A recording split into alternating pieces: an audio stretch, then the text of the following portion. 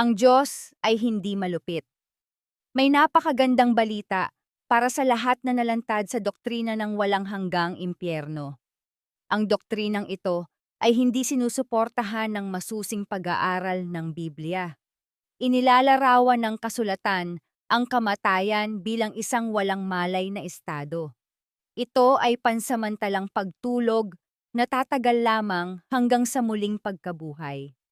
Pagkatapos ng panahong iyon, lahat ng lumaban sa pakikipagkasundo sa Diyos ay mag-aani bilang natural na kahihinatnan ng walang hanggang kawalan.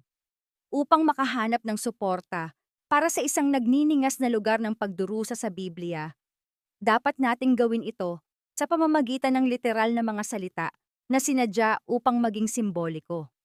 Ang salitang apoy ay maaaring magkaroon ng literal o simbolikong kahulugan. Sa aklat ni Daniel, nang ihagis ni Nabucodonosor sina Sadrach, Mesach at Abednego sa nagniningas na hurno, maliwanag na ito ay literal na apoy na kanilang naranasan. Nang si Juan Bautista, na nagbibinyag sa tubig, ay nagsabi na si Kristo ay magbibinyag sa banal na espiritu at sa apoy. Maliwanag na hindi literal na apoy ang tinutukoy niya, ngunit ginamit niya ang salitang apoy sa matalinghagang paraan. Ang ating Diyos ay apoy na tumutupok, at ang Diyos ay pag-ibig. Hebrews chapter 12:29. Juan 4:16.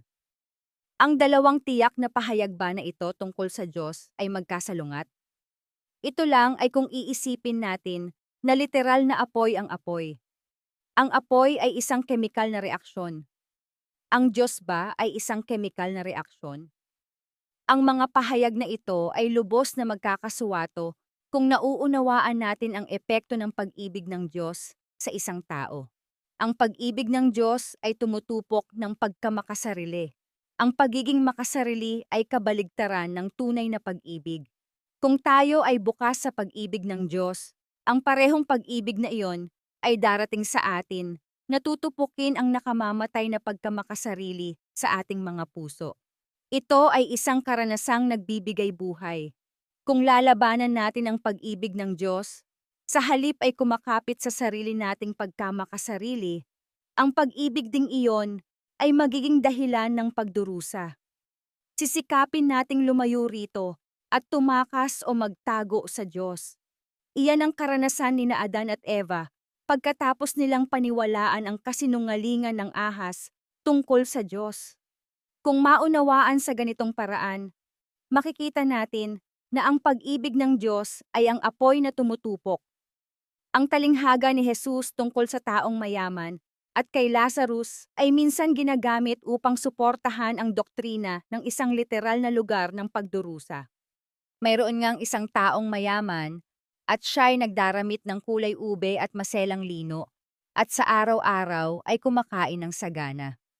At isang pulubi na ang pangalay Lazaro, lipos ng mga sugat, ay inilalagay sa kaniyang pintuan at naghahangad na mapakain ng mga mumo na nangahuhulog mula sa dulang ng mayaman. Oo, at lumapit pati ang mga aso at hinihimuran ang kaniyang mga sugat. At nangyari na namatay ang pulubi at siya'y dinala ng mga anghel sa sinapupunan ni Abraham. At namatay naman ang mayaman at inilibing. At siya'y sumigaw at sinabi, "Amang Abraham, maawa ka sa akin at suguin mo si Lazaro upang itubog niya sa tubig ang dulo ng kaniyang daliri at palamigin ang aking dila sapagkat naghihirap ako sa alab na ito."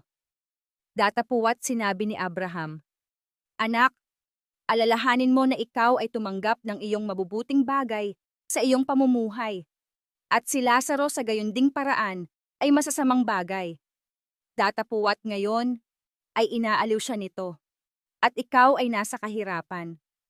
At bukod sa lahat ng ito, ay may isang malaking banging nakalagay sa pagitan namin at ninyo, upang ang mga mag-ibig tumawid, buhat dini hanggang sa inyo ay hindi maari. At gayon din, walang makatawid mula dyan hanggang sa amin." At sinabi niya, "Ipinamamanhik ko nga sa iyo, Ama, na suguin mo siya sa bahay ng aking ama." sapagkat ako'y may 5 kapatid na lalaki. Upang sa kanila'y patotohanan niya, baka pati sila'y mga parito sa dakong ito ng pagdurusa. Datapuwat sinabi ni Abraham, nasa kanila si Moises at ang mga propeta. Bayaang sila'y pakinggan nila. At sinabi niya, hindi amang Abraham. Datapuwat kung ang isang mula sa mga patay ay makaparoon sa kanila, sila'y mangagsisisi. At sinabi niya sa kanya, kung di nila pinakikinggan si Moises at ang mga propeta, ay di rin mga hihikayat sila, kahit ang isa'y magbangon sa mga patay. Lucas 16:19-31. Sinabi ni Jesus ang talinghagang ito upang ilarawan ang epekto ng pagiging makasarili at kawalang interes sa isang tao. Si Jesus ay nakikipag-usap sa mapagmatuwid sa sarili ng mga Pariseo at ibinalot niya ang kanyang talinghaga sa karaniwang mga maling kuro-kuro tungkol sa kabilang buhay. Iniugnay ng mga Hudyo ang kayamanan sa pagpapala ng Diyos. Sa kanilang isipan, ang isang dukha, lalo na ang isang may pisikal na paghihirap, ay isinumpa ng Diyos. Ang pag-iisip ay na ang tao ay karapat-dapat sa kanyang patutunguhan sa buhay dahil sa ilang espiritual na kakulangan o kasalanan. Ang mayamang tao, sa kabilang banda, ay tiniyak ng pantanging pabor ng Diyos.